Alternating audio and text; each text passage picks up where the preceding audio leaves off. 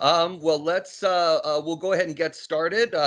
We'll hear from Commissioner Hasegawa, and then we'll hear from Commissioner Mohammed, and they'll be happy to take any questions you may have. And so, without any further delay, Commissioner Hasegawa, take it away.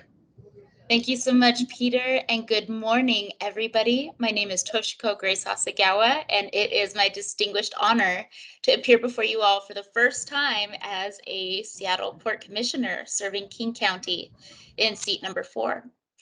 You know, my family's American story begins at the Port of Seattle, where actually my great-grandparents arrived from Japan by ship in search of economic opportunity for themselves. And from our family home on Beacon Hill, we have witnessed the port's impact upon communities.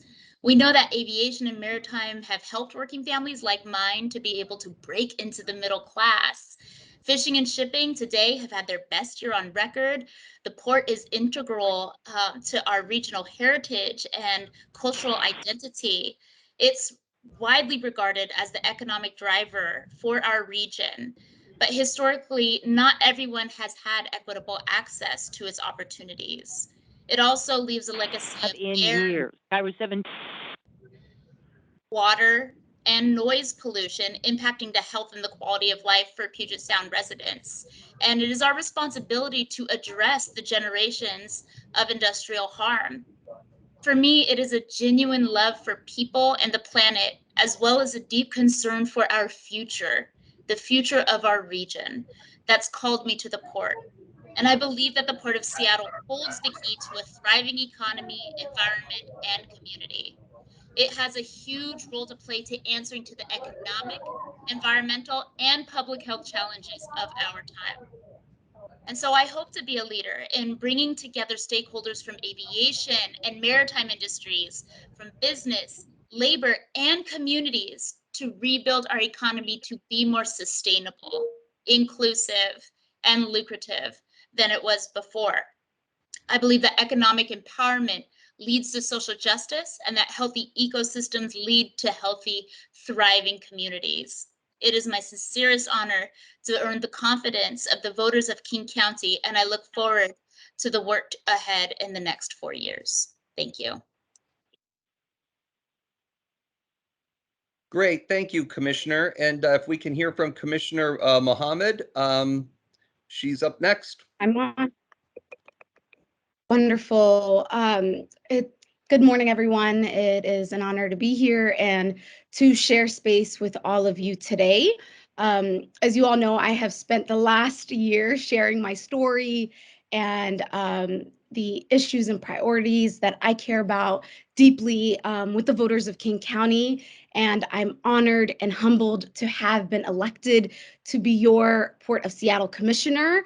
And those priorities include addressing the root causes of our supply chain crisis and the labor shortage in our maritime and aviation industry, highlighting the importance of creating pathways to permanent jobs, supporting our small businesses, recover equitably, and protecting the health of our community and the environment. I am really grateful that my vision resonated with so many people all across King County. This moment is truly a historical moment that so many people are celebrating with me today. As you may know, I came to the US as a refugee from Somalia.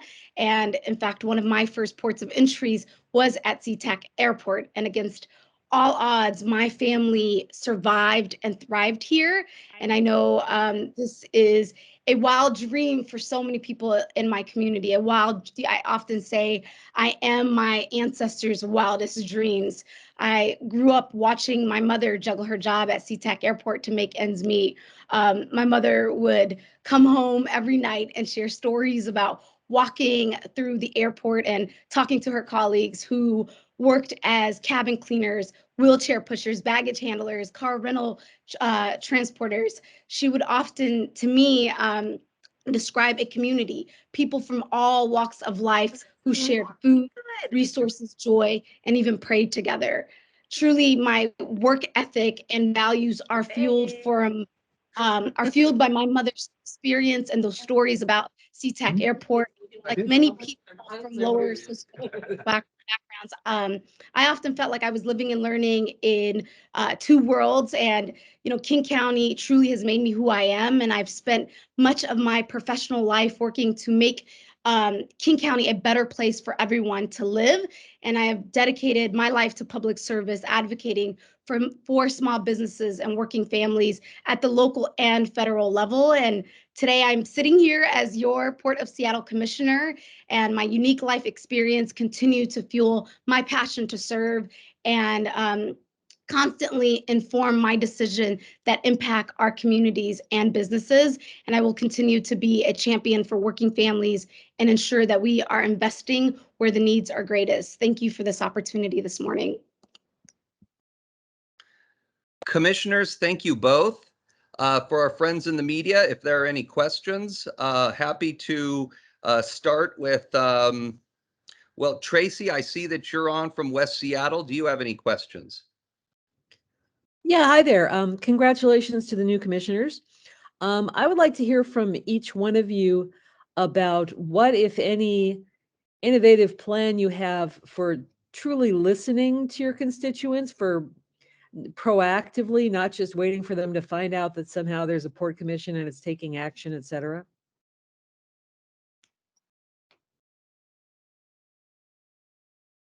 Yeah, Commissioner Hasegawa, do you want me to take that first? Yeah, you're on mute, so I assumed. I can take that. During the campaign, I talked a lot about prioritizing constituent services, prioritizing the voices and communities closest to port facilities. And that will continue to be a top priority for me. For the port, stakeholders are both internal and external, and everyone from the thousands of employees to the small businesses, vendors, community members, and even people who are traveling through SeaTac International Airport every year, we are accountable to. And some of the ways that I hope to be more accessible is by holding, listening sessions, town halls, being an active port commissioner who's in community. I often said during the campaign trail, I'll be a port commissioner with my boots on the ground. And that is what I intend to do, is really prioritize our constituents and work alongside them, and not just only expect them to show up to Port Commission meetings, but that we're also present in community. And I think that will help us not be reactive leaders, but proactive leaders. And that's what I intend to do. Thank you for the question. And my top priorities are rebuilding the economy equitably and reducing pollution. These are two goals that I believe go hand in hand. And we know that the people with the proximity to the issues and their impacts are also the ones with the proximity to the solutions. And, equity work, it's not just what you do, it's how you do it that means so much. And so I look forward to authentically engaging with folks. It's not just through a program. It's not even just through an office. Equity work is a lens that you have to apply to every single thing that you do. And so that is the lens that I look forward to applying to every single agenda item, every single committee that I work upon.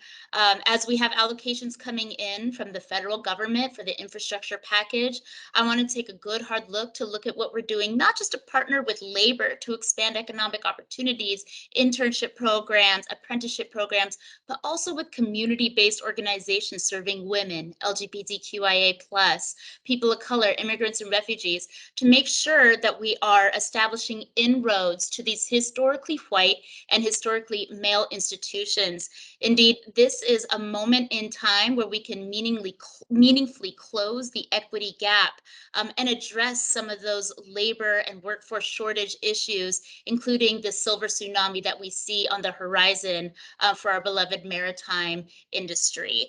And I think that there's so much that we can do here also at the port to emphasize the good work that's already being done by staff here to create an accessible and inclusive culture for women and people of color to be able to access both job and contract opportunities.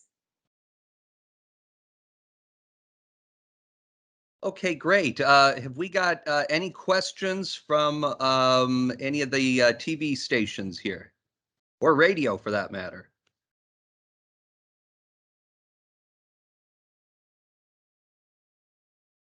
Don't be shy.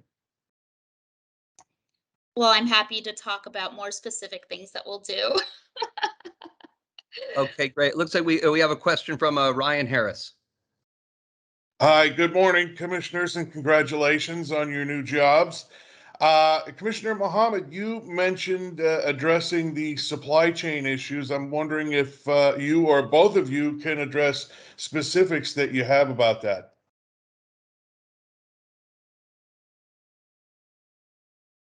Yeah, do you hear me? I do, yes. Okay, great.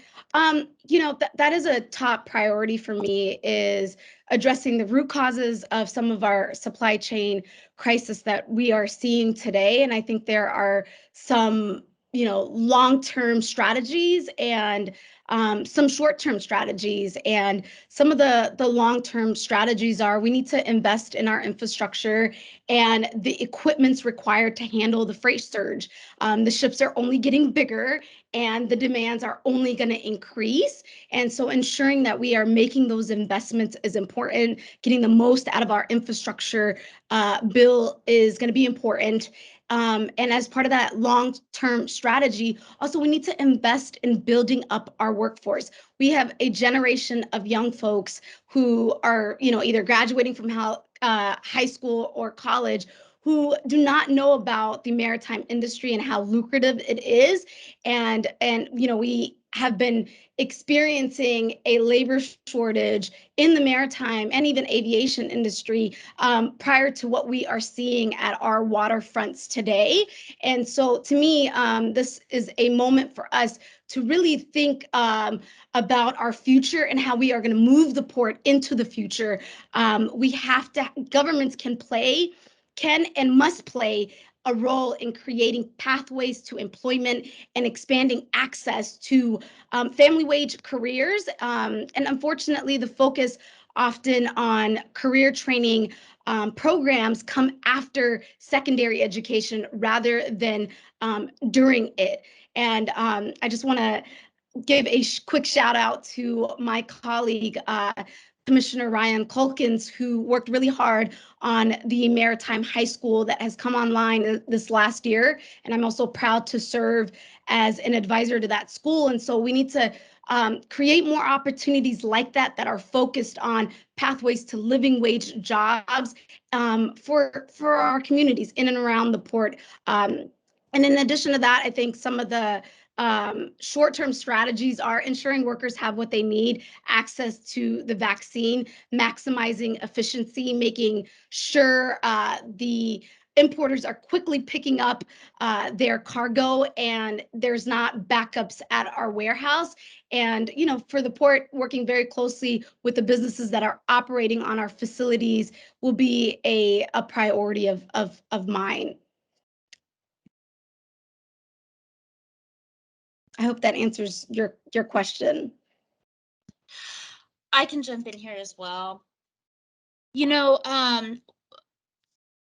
Trade and commerce, fishing and shipping, it is the future of our region's economy. They sustained this region's economy when everything else, including cruise, was at a standstill.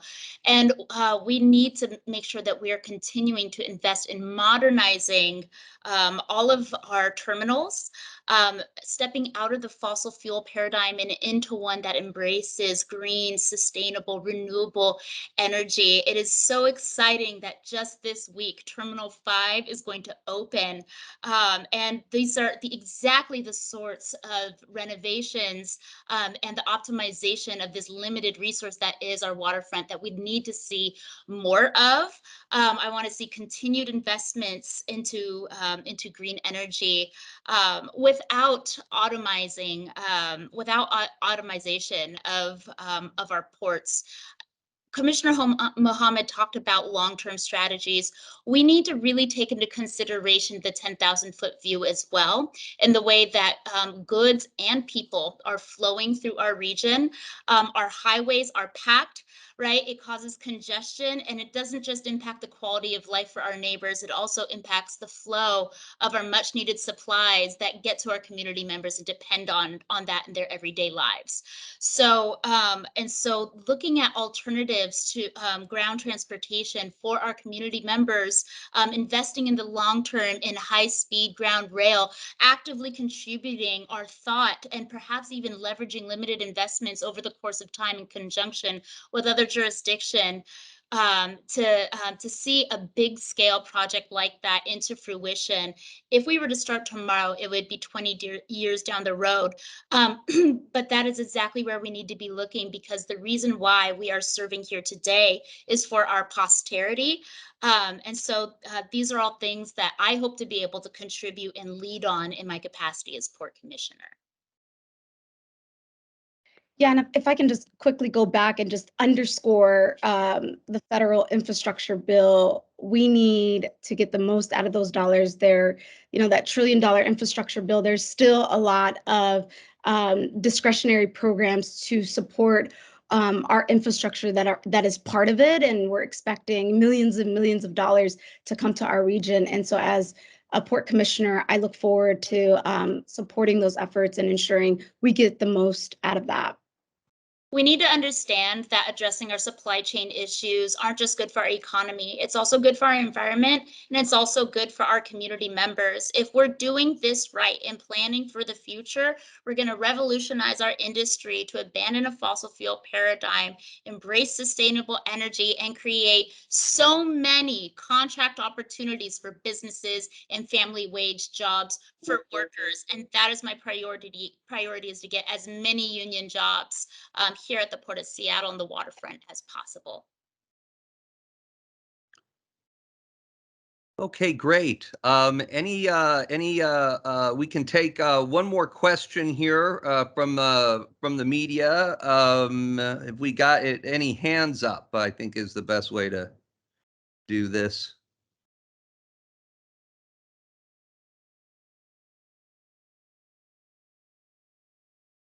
King, Como, Cairo, going once.